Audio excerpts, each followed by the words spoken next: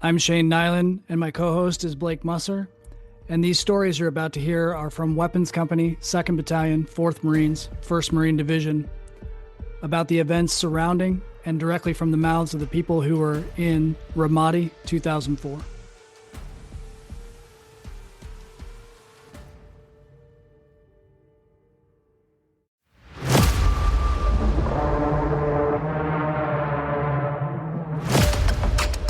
This is part 2 of our interview with Jose Miranda from Mobile Assault Platoon 2.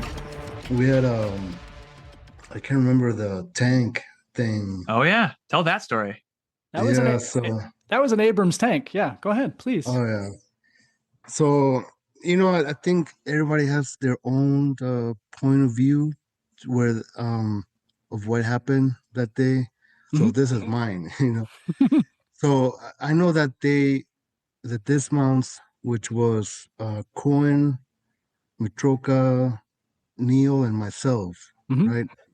We're supposed to set up like a vehicle checkpoint from vehicles coming into Ramadi. So you guys dropped us off, and then you drove north of around Michigan.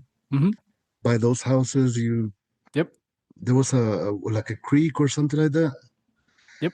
Yeah, so you guys drove and you found some cover, and you guys were just pretty much providing security for us. So we were there for a while, and us four, we're just like bitching about it, like what the fuck are we doing here? There's nothing going on. I believe there were no cars. There was nobody came. I never saw a car drive by. Nope. So we're like, this is fucking stupid, man. Like, you're fucking, wasting our time. Just, So I'm talking to Neil. Neil was in front of me. We were on the side of the road, and I was talking to him like he was in front of me, and then Juan was on my side talking to Mitroka, So we're just like, bullshitting. And then I looked down around Michigan, east, right? Going down around Michigan. And then I saw this, I heard Sakaki describing the ball of fire. That's exactly what I saw. Yeah. I can't describe it any anything else but that's what I saw, a ball of fire. And I just remember that thing going by us. It might have been going between us and you guys in the vehicles. And honestly, I never heard that thing going off, because as soon as it flew by us, we started shooting towards where it came from, because we thought we were getting RPGs. Yeah. So we were shooting. It was all of us four, we're shooting downrange. And I remember reloading like a couple times, like two times, I did a magazine exchange. And then all of a sudden, I start seeing this sparks on the kind of like south of the dam, right? There was a raised up berm. There was some. Yeah. So I started seeing sparks coming from over there. So I'm like, we're getting sparks. I thought they were muzzle flashes on our right side. Yeah. And down Michigan, we got that RPG. I'm like, we're getting fucking ambush. There's a fucking ambush, right? And then we went down to kneeling, kept shooting. I stood up. I was still standing up, right? And then somebody shot the flare, a red flare. That was me. And then, and then Neil's like, Miranda, get the fuck down, get down. So we're like, everything seized, right? All the fire seized. But we're down the prom, and we're just looking down range. And then we started hearing the tracks. And we're like, what the fuck, man? Like, this is it. I'm like, this is it. We're fucked, And then we saw the tank. It was coming out of the dark. We saw it. And, man, that sight of seeing a tank like that coming towards you, is like one of the scariest things you'll ever experience. Yep. And then this guy stopped, and I saw a bunch of you guys that were with the vehicles, like just popping out of the like pissed off, Yeah. like yelling at this fucking guys. And I think there was a lieutenant in there, right? Yeah. I don't remember his rank, but yes, there was an officer I- inside the tank that our lieutenant JD Stevens went and grabbed by the yeah. collar. Yeah. So when this guy got out, like mind you, like all these guys, Coin, Mitroka, Neil, and myself, we never stopped pointing our guns at the tank. Never. The whole Well, way. yeah, they just shot at you. Yeah, Yeah. we I mean, honestly, I didn't think um we were safe, you Hmm. know? So we kept our rifles pointed towards the fucking tank, and then somebody got out. I think it was it had to be a lieutenant got out, and I had my gun pointed at him the whole time. I didn't shoot him, right? Yeah, good. So I had my gun pointed at him, and we're fucking pissed, dude. We're pissed. And then I saw our lieutenant yelling at him. Didn't remember seeing Harding. Hmm. Everybody was fucking yelling there, right? And then this lieutenant is like, "Well, we called battalion, and they said there was nobody out here, and we just saw four guys on the side of the road digging, and we shot at it, and that's how it went that night." And I remember coming back to HP, and somebody interviewed me, but that was it. Somebody asked me what happened. Hmm. Well, this is what happened, and I think they asked me, "What would you like to happen? What would you like to happen? With this situation?" I'm like, "Well, I wanted to go to the brig, something." But I don't think Yeah. ever nothing ever happened with Nope. it. Right? Nope. I mean, well, I don't know, honestly, because it wasn't our chain of command. But as far as I know, number one, they didn't believe us. They didn't believe that an Abrams tank had shot at us and we lived, number one. So fortunately, we had pictures. And so when we went back, it's like, yeah, this is a tank and it shot at us. Oh, really? And yeah. And number two, after they got the story from everybody, they never got back to us. I have no idea. I don't know what No, happened, but I sat down nothing. with Major Harrell, Major Wiley, and somebody else, someone else. I don't know who it was. That was as scared as I have ever been of anything because when that shit passed our vehicle, the shockwave from it fucking knocked me down and Sakaki down. It knocked both. Like it literally passed. I mean, I don't know. It could have been 40 feet away. It could have been 4 feet away, but the vibration coming off of it like blew me into the truck and blew Sakaki over off his feet, and he was not a small dude. So, yeah, that fucking sucked. Well, man, I don't really know where to go from here, but let's see. I don't even remember the date on when we got shot at by that tank, but I know it was in May. I just don't remember what day in May. Um, but there's a whole lot of shit that happened all throughout there. We had, let's see, Operation Treasure Island was when those guys from Fox Company drowned, and then our platoon was out on north side of the river for 2 days, basically 40 hours straight, searching for bodies.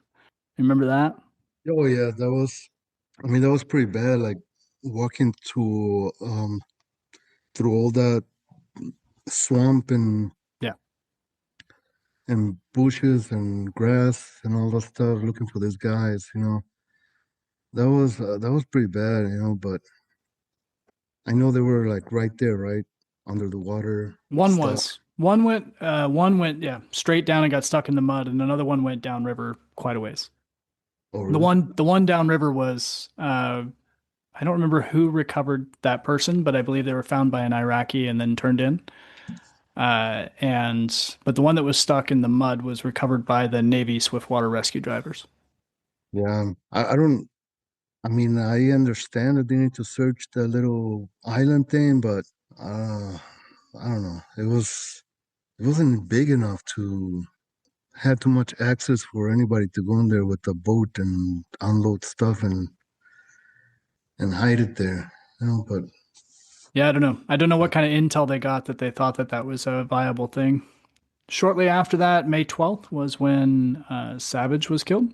That was our next weapons company casualty, or our next weapons company KIA.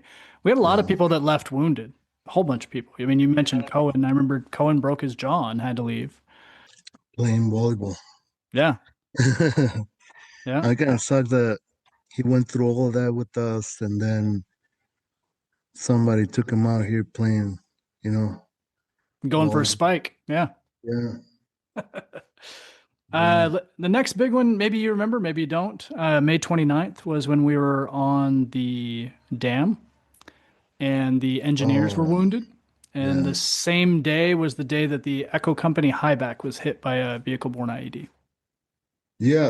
That day, what I remember, the engineers they were, searching for IEDs with their metal detectors, and I know we were not like too happy about it. It didn't make a lot of sense, to send somebody out there like that. But we were providing security for them, and I remember when that thing went off, because we're like looking at them, and that thing went off, and all of a sudden, like you couldn't see them, so we went up there, and the guys were laying on the ground.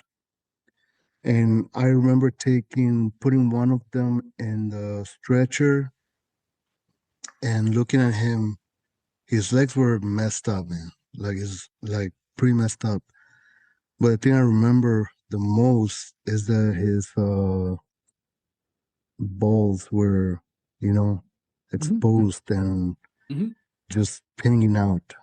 Yep. That was that was bad. And the guy, he was awake the whole time. Yep. He had like a lot of sand in his eyes, probably lost his vision. Yeah, it was pretty bad. After that thing, we went to a cemetery, We did. and I can't remember what we were doing up there. We were providing Overwatch, and I don't know what we were providing Overwatch waiting for, but that was what we were tasked to do, is watch the route basically. And Echo came out with their high back, and that's when they were hit by Yeah. that VBIED. But I remember us driving by it.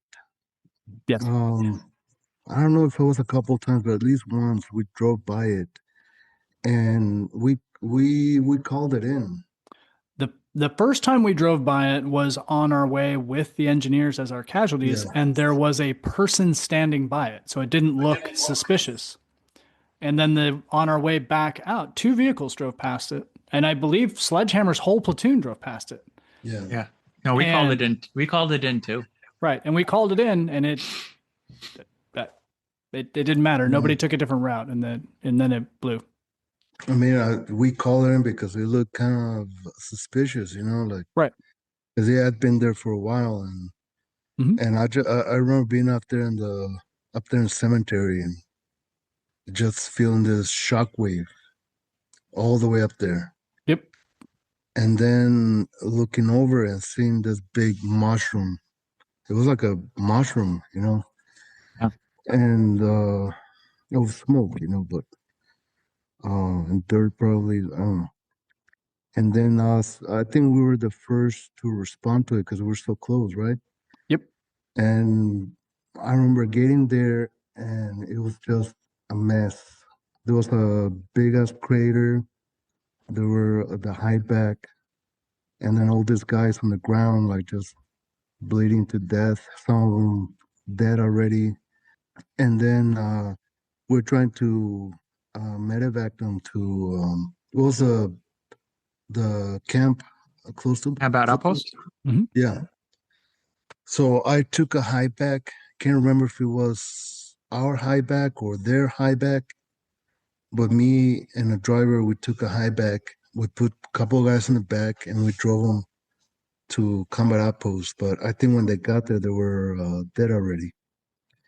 And then we came back and yeah, and there was like blood everywhere, just vehicle parts everywhere. a lot of debris on the road. That was big. I mean, they waited for that. Yep. They took their time, and after that, we got a little search party.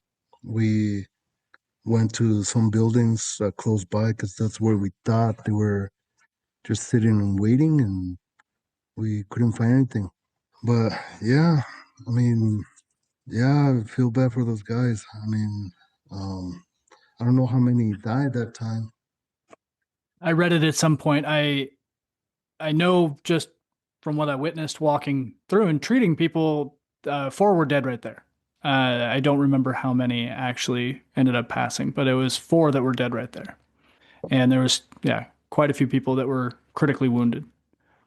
I would imagine all of those guys left theater that day, and it was a completely loaded high bank. So it was probably 9 people. Oh, yeah.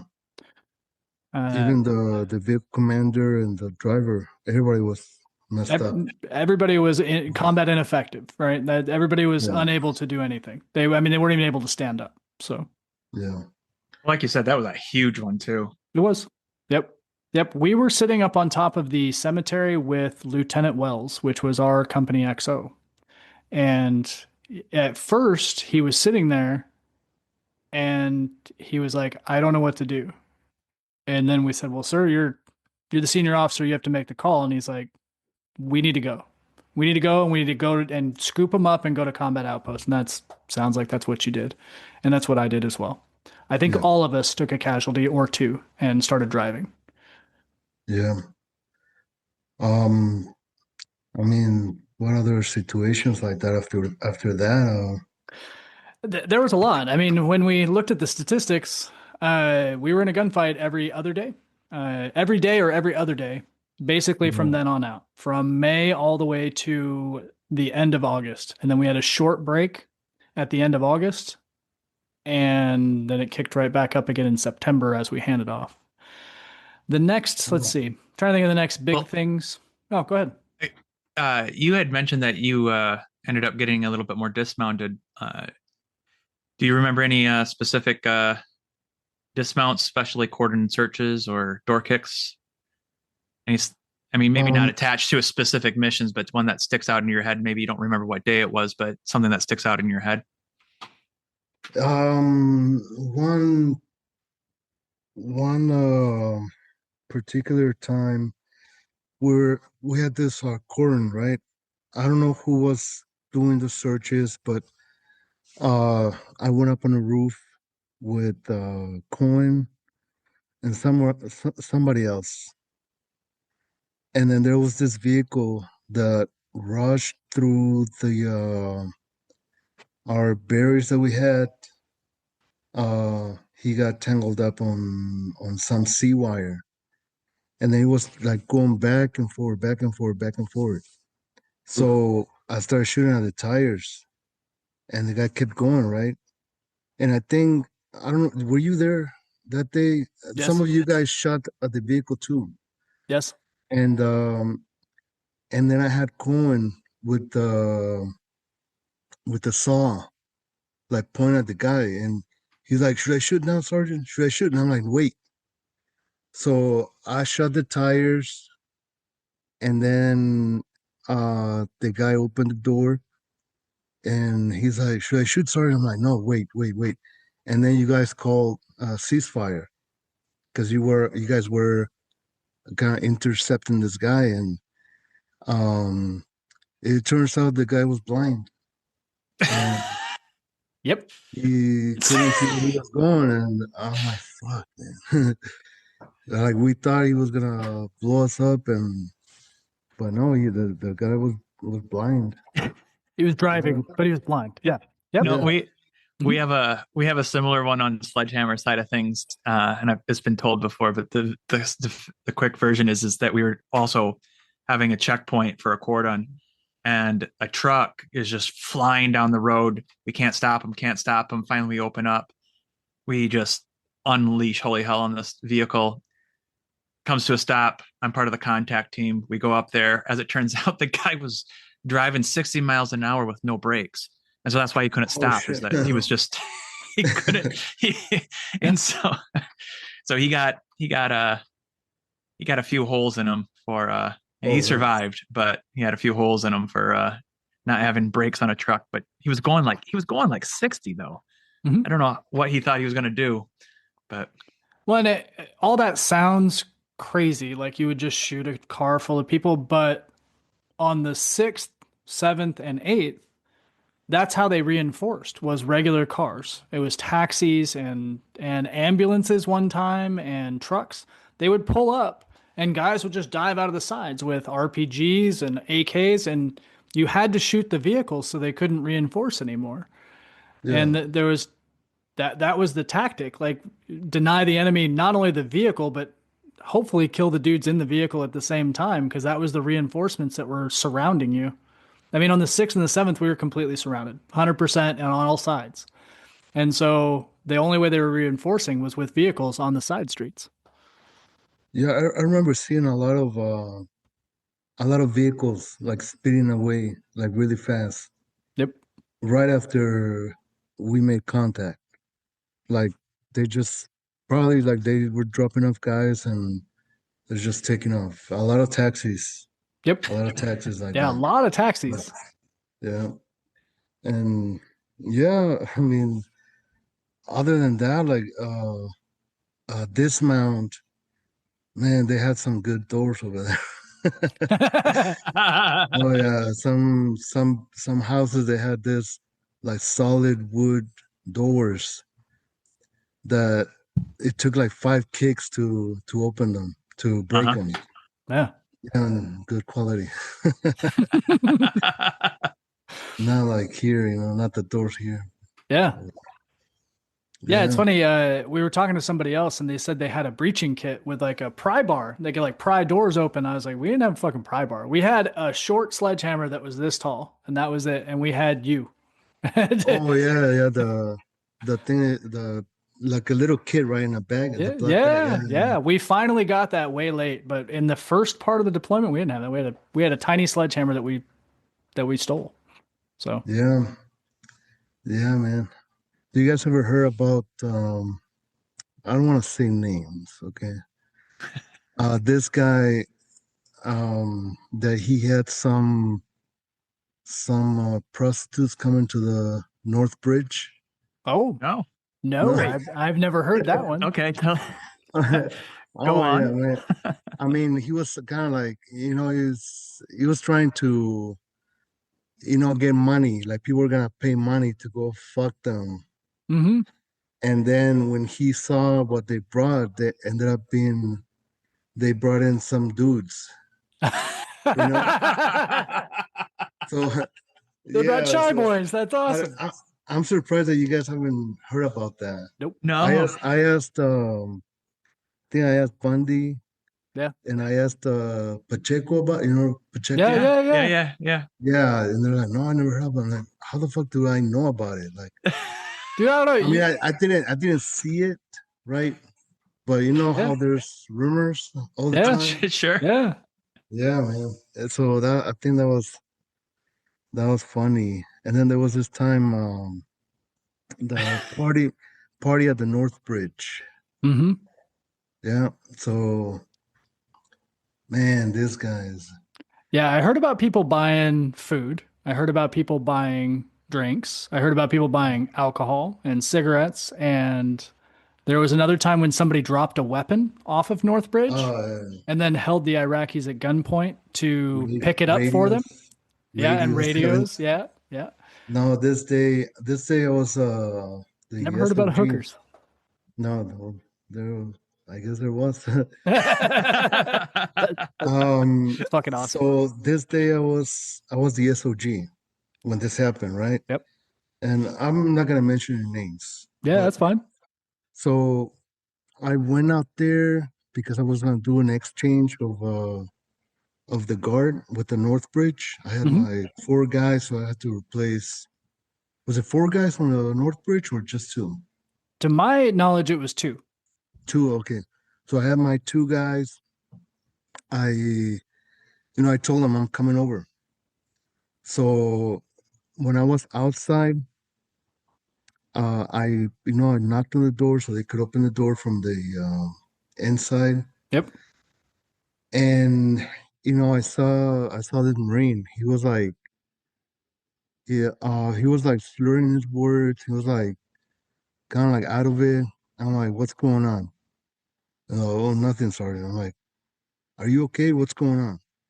So then I go up there to the bridge, and I think I saw a couple bottles of whatever, Mm-hmm. So I did the replacement. I came back, and I'm like, I gotta tell somebody. I think I told Neil about it, Yep. and he had to report it. So the thing with that, everything came down on me. Like I was being blamed. Actually, I got pulled into the first sergeant's hooch, and then he had me sitting on a chair, and then he was telling me like, "Hey, Sergeant Miranda, like they were telling me that you were supplying alcohol to those Marines." I'm like, Fuck. no, Sergeant, no, I wasn't. No, first sergeant, I wasn't. He's like, that you were doing this, and I'm like, no, first sergeant, I wasn't. And then they send me to the sergeant major, Mm-hmm. and I was there with sergeant major. He was pissed off. He was telling me, um, he's like, "What the fuck am I gonna do with you?"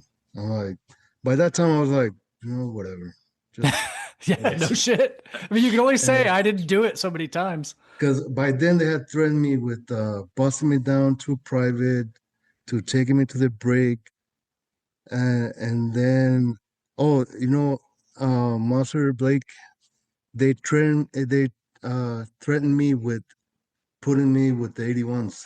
That's a good threat. A fate worse than death. That was like the worst. So I'm like, fuck, I don't want to go to 81. It was either that or jail. And so I went to jail. No, yeah, but I mean that's what happened. And then after that, I don't know if you remember, Shane. Mhm. After that, I'm like, I'm not gonna be a fucking SOG anymore. I do I'm remember like, that.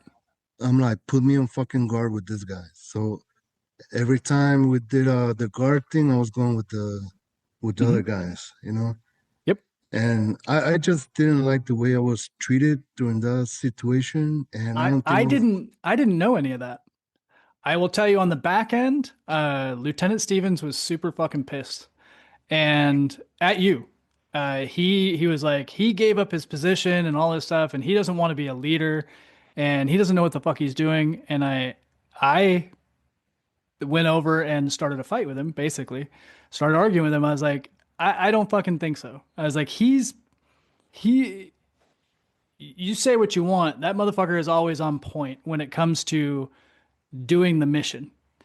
I was like, so I highly doubt that he doesn't want to do it. I think everybody shit on him or something. And I didn't know what happened. But now that you're filling in the piece to me 21 years later, now I know. But we got into it behind the headquarters hooch, and he was anyway, it was very heated. We were yelling at each other. It's fun.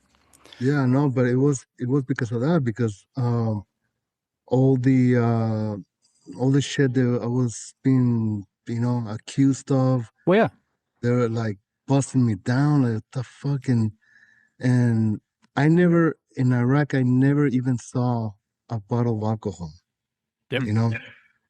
And so I was pissed. And then I think I might have came to you and told you, like, you know what, I don't want to do fucking guard anymore. I don't want to be SOG. Put me up there with the fucking guys. Yep. And it was because of that, because I'm like, sure. Yeah, if you're gonna be blamed for shit. Yeah. It was not the responsibility, it's just the way I was treated. Like I'm the one, because of me, I caused this whole thing, and that wasn't the case. But yeah, that was why I didn't want to be an SOG anymore. Yeah. And there were a couple times up there in the post in the South Bridge. One time we were getting engaged, and I don't know if you remember this building in front of the North Bridge, I believe. It was like a 2 or 3 story building. Mm-hmm. It was empty. Yep. Mhm. So we were getting engaged, and somebody said somebody was shooting from there. And then I was with what's his name? Fuck. Well, I was with one of the Marines, right? And I'm like, shoot at the fucking building. And then he's like, which one? I'm like, so I put some rounds in the building. And then he just started like, I'm like, that building. So he got on the gun. He just started like unloading fucking, Yeah, 240 rounds. yeah, yeah. Yeah. So, yeah, I mean, at one of the times we were, I don't know, I don't remember if it was in the 6th, 7th, or 8th. We were getting engaged. We're getting like mortar rounds. Everything was going on outside the base, inside the base. And I know one of the guys from headquarters, he was all freaked out about it and was like, we're gonna die, we're gonna die. I'm like, what the fuck, man? Shut the fuck up. And he's like, he was running from vehicle to vehicle, just basically yelling, like, we're gonna die, we're gonna die. Like, oh my God, we're gonna die. I'm like, dude. By this time we had been in several firefights. So Yep. we're like, nah, another fucking day. Yeah. Um, yeah, but what else? I mean, when we pulled out of Iraq, one of I think the hardest days for me were the last couple days getting out of HP. Yeah. And because I'm like, okay, we're done. We're going to this other base. Can't remember the name of the other base. Junction Johnson City. City. Yeah. Yeah. So we're driven over there, and it was like Were you a part of the stay behind though, or no, did you? Okay, okay. Nope. no. When I think Shane and them they were doing the left seat, right seat, Yep. and some of us went to Junction City when you guys were doing that, right? Yes. Yeah. Yeah. Um, yeah, man, but it was pretty eventful, you know. When you say it was the hardest, what do you mean by hardest? Oh, like we didn't have any guns anymore. We didn't have any support, any we were relying on somebody else to provide security for us, which the whole deployment we're providing our own security, you know. Oh yeah.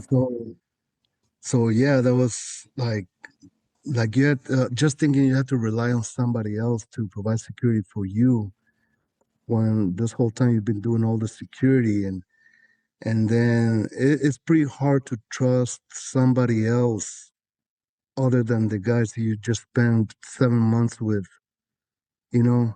100%. Mm-hmm. So it's very hard to trust anybody else. I at that point I thought anybody else was incapable of providing security for us, you know. Well, we had a lot of evidence that they couldn't. I mean, Yeah. quite seriously, the guys that we were doing left seat, right seat with, they just kept shitting the bed over and over and over again. Yeah. And then we had all of our interactions with the Army that we did that were not always positive, of them showing that they were competent. And so, Yeah. no, I agree with you, man. I also remember that transition when they were asking us to basically stand down, and how many of us were keeping keeping an extra pistol on us. Mm-hmm. Yeah, people hid Because pistols. People were hiding grenades in their pockets and didn't want to give them up. They're like, I've got something, yeah, it was a lot of stuff like that. Yeah. I agree with you, man. Um, I don't know if some of the other people you talked about have ever talked about like coming home. Several Like people have. I would love to hear your story because I know you came back and you were not with us long, and then you went to Edson Range. Is that right? Edson Range. Yeah. So, coming home, I don't know, like the whole time I'm missing my family, missing my girlfriend, feeling like like you're missing the most important people in your life at that time, right? So we got home, we got off the bus. My parents were there, my sisters were there, and then I just remember seeing them and not having any feelings for them, like Mm. none whatsoever. Mhm. Like they hugged me or whatever, but I just didn't feel like I was present, you know. And that day we were issued our rooms or whatever. And then I remember when my mom helped me put my stuff away in my room. And after that, my mom's like, "Well, let's go eat somewhere. Let's go someplace, you know." And I told her like, "You know what? No." I'm like, "I just want to be alone. That's it. I just want to be alone. I don't want to see anybody. I don't want to talk to anybody. I want to be alone." And that's part of like you were in this situation with in 7 months with people around you all the time, Yeah, you're never 20 alone.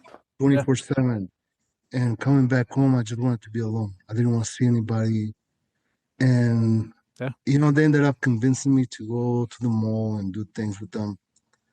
But then after coming back and closing my door, I just lay down on my bed and just kind of like tried to process Iraq, you know, Yeah. because before that time, I hadn't. I we we didn't have the time to do that, No, you know. I So I agree. remember sitting, laying in my bed, just lights off.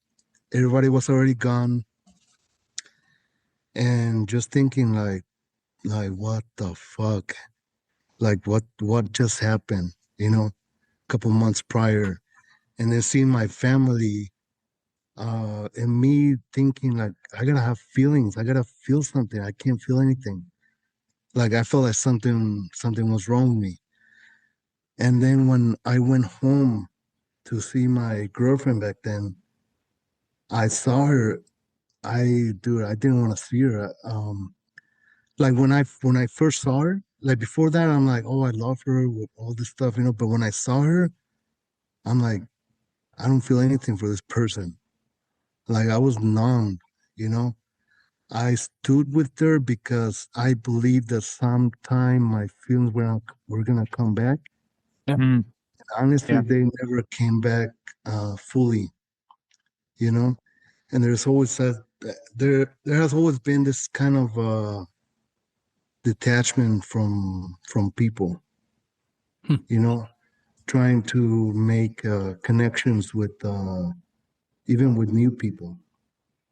And I think that's probably really one of the hardest things, like having to come back and feel like that, when Mhm. everything's supposed to be like, okay, now you safe, you're home, there's nobody shooting at you, but then feeling like kind of like you don't belong, something like that, And Definitely. I also remember coming back and just enjoying little things, like just enjoying little things, like getting in a car and driving without all these people, like Iraqi people around you. Yeah. Uh, like cities clean, clean cities. Um, the air conditioning, things that you don't, Yeah. things Yeah. that when you go to Iraq, you don't think about it. When you come back and then you're eating fast food, eating all that stuff, it's like the first time you do it, I'm like, damn, I enjoy this. I enjoy those little things, that I took for granted before, and now I don't. So, uh, that's kind of how I felt, when I got back. Do you still feel that way?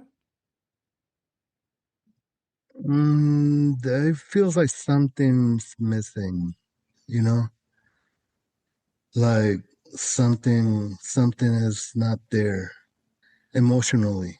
Hmm. You know, I now have a wife, 3 kids, and still feels like something, like there could be something more, but I'm just like not capable of that. You know, like also gonna have a hard time talking to new people. Sure. Like even small talk, like it's like weird for me, doing that. I know with you guys I can talk, you know, Sure. but with other people it's like not interested, you know. So yeah, man. I don't know how you guys felt when coming back, but that was me, you know. Yeah. Very similar. And so I'm curious, and how long were you weren't with the unit for very long before you went to Edson Range, right? It was a month or two? I went to Edson Range around December. Okay. Yeah, December, so January. Yeah. yeah, I mean, we came back late September. Everybody was off basically the whole month of October, and so you were with the unit November and then left in December. Yeah. I was actually gonna get out. I I was ready. remember. I'm like, I'm done with the Marine Corps. Fuck this shit, But the monitors came and they offered me $35,000. I'm like, fuck it. Yeah. So I'm like, I'm gonna go to Edson Range. And I should have back then I should have taken care of my career better. I Sure. should have made better choices. But I'm like, I'm gonna go to Edson Range, do 2 years, and then go somewhere else and just, be done with it. But I think I should have taken a different route, you know. But Edson Range, I mean, man, I'll be there. I'll be getting to work at 9 in the morning.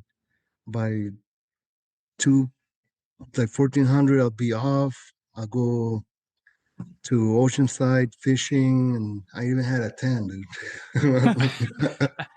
That's not bad, man. Yeah, man. Nice. So it was like that for 2 years, and then when it was time for me to go to a unit, I wanted to have a say on where I was going. So I started looking up units, and I'm like, you know what? I want to go to another unit, like 2-4, like another unit that has seen a lot of stuff, Hmm. experience wise, And I'm like, I want to go to 3-5. So they sent me to 3-5, and I was there. We went back we went to Fallujah. Yeah. I was Oh, there for 7 months, and it was the most boring fucking deployment I've ever been in. Like nothing happened, like never got shot at. It was just boring, you know. We used to make fun of the junior Marines that were there with us, like, because we all had like all the senior Marines from 3-5 and myself, we had combat action ribbons, yeah. and these guys didn't have anything. We're just like making fun of them, like, you're not getting fucking, not today, not today. uh, So yeah, nothing ever happened with 3-5 during that deployment. And coming back from 3-5, I having 8 months left on my enlistment, I went to the gym. oh, that's a good And spot for you. I was there for 8 months Nice. at the gym, just skating, dude. That was even better than Edson Range. Yeah. Good for you. Yeah, Well, so well, a little less serious topic before we let you go.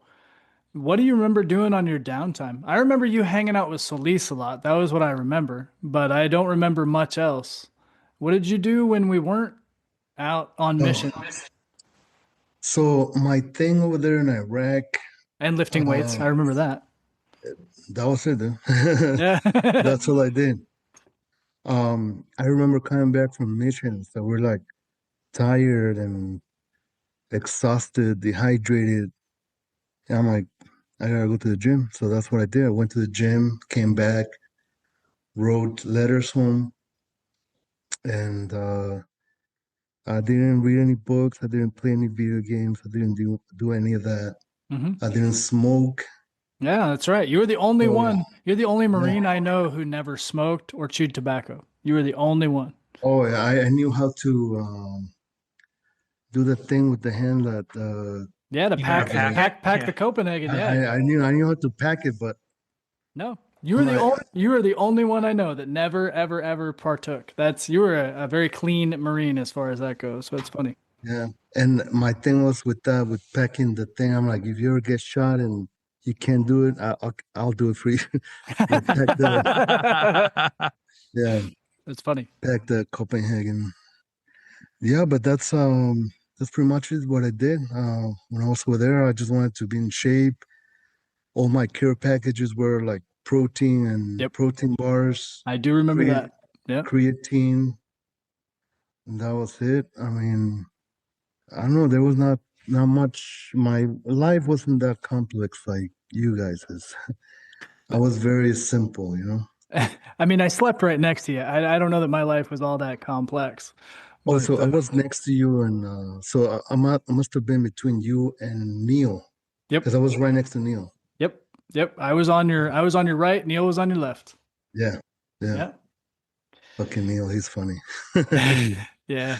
Mean old One man. time I come back from the gym, and he's like, you trying to do bodybuilding? I'm like, yeah. I'm like, what do you think? Because I think he used to do bodybuilding or something like that. He was a model at one Yeah, point. Yeah. yeah. And then I'm like, yeah. What do you think? He's like, you need to lose fat. I'm like, okay. But he said it like really seriously. I'm like, Mhm. yeah, I think you're right. But he was a good, cool dude, you know. Yeah. Neil was great. Yeah. Well, cool, man. Is there anything else you want to go over? Um, I mean, I really appreciate you guys doing this, honestly. Um, I don't know after this if I'm gonna ever talk about it again. And I don't see myself talking to somebody else about it unless Mhm. like one of you guys reach out and ask me, hey, what about this? What about that? But other than that, I never done it before, like talk about this, and I don't think I'm probably gonna ever have a chance to do it again. So I mean, this is a good spot for everybody to just unload and say whatever they haven't been able to say to the people they know, you know? Yeah, man. So, You hit the point. I can't speak for Blake, but I know 21 years. I haven't talked to anyone about this at all, yeah. other than Blake. We've remained friends since boot camp, and we meet every year, 2 years, or whatever, and we bullshit and just like you're doing, have a cocktail and fucking tell war stories. That's it, dude. That's it. I don't. Yeah, I don't talk to anybody about anything, even my own family. Yeah, No. same here. Like my current wife, she doesn't know where I've been. She doesn't know what I've done. She doesn't know a lot of stuff, you know? Yeah. And well, a part of it is because I think if I ever talk about it with her, she wouldn't understand, Yeah. you know? So, I mean, you guys are doing a great job. I'm hearing all the other stories, a lot of the other stories, and whatever your stories that you're talking about, it kind of like everything's like making sense, Hmm. because a lot of the things that you're saying, Shane, I'm like, oh yeah, I fucking remember that. Yeah. Some of the things that Blake has said, I'm like, okay, I remember them doing that. I remember this, I remember that. So it's making like a lot of connections, Yeah. you know? And I think the more you do it, the more I hear stories, especially from our platoons individually, like, Hmm. like hear something else from his guys. You can have like a better picture, a better understanding of, you know, because you hit it on the head, man. That's the goal. Trying to paint the whole picture from everybody's perspective. It's funny that you could be in the same firefight, be right next to each other, and have two completely points of views. 100%. And that's one of the things. It kind of keeps me like listening to this podcast, because some of the things that the Jesse Jordan has said. Yeah. I'm like, man, that kind of filled a hole that I was missing. Yeah. Like kind of like connected a link that I was missing, And I'm sure as I keep listening to your podcast, I'm gonna have like a better understanding of like all the situation and what everybody went through, and I'm sure everybody has something to add up and that we have never heard before, 100%.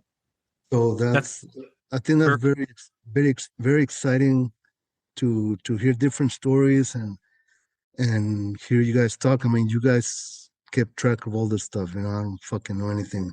Can't remember even roads over there. Just Michigan. We have the fortune of now having lots of conversations, but we've also dug up lots of material and reviewed it in order to better facilitate the story.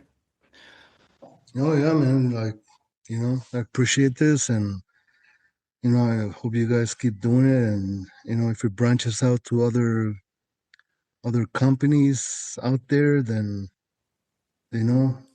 we'll see, man. That's very ambitious. Our goal currently is just to try to get, if possible, there are people from weapons company who do not want to share, and that's okay. But I hope that everybody thinks about sharing at least 5 or 10 minutes at a minimum. Would be wonderful, because then we can get everybody's story, because there's a lot of people who aren't even alive anymore, and so we'll never get their stories. So it'd be good if we can get a little bit of something. Well, and like you said, you hit on the head when you said everybody has some unique story that nobody else really knows, and that happens every single time we have a conversation. You tell in the hooker story.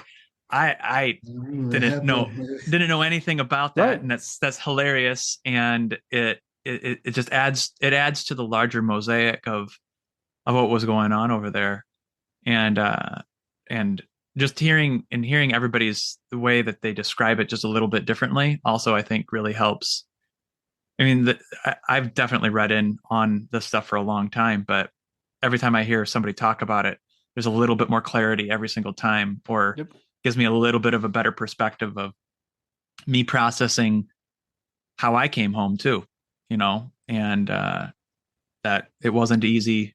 I did not have a smooth process coming home, and I've worked through a lot of that, and I'm in a better spot than I was 20 years ago. Don't drink like I used to, but it's good, and it's good to hear how everybody else is doing it too. So I really, really appreciate you sharing all the different parts that you did on this. So thank you. Yeah, man. I mean, it's really nice seeing you guys again. I hope those reunions don't happen every 10 years, because I don't know, who knows? It seems like every time there's a reunion, there's less and less people, and it's gonna multiply. Like, next 10 years, we're getting old. Yeah. Next year is gonna be less, and then eventually there's just gonna be a few of us. So I don't know. It'd be great to do it more often. Those reunions. Yep, I hear you.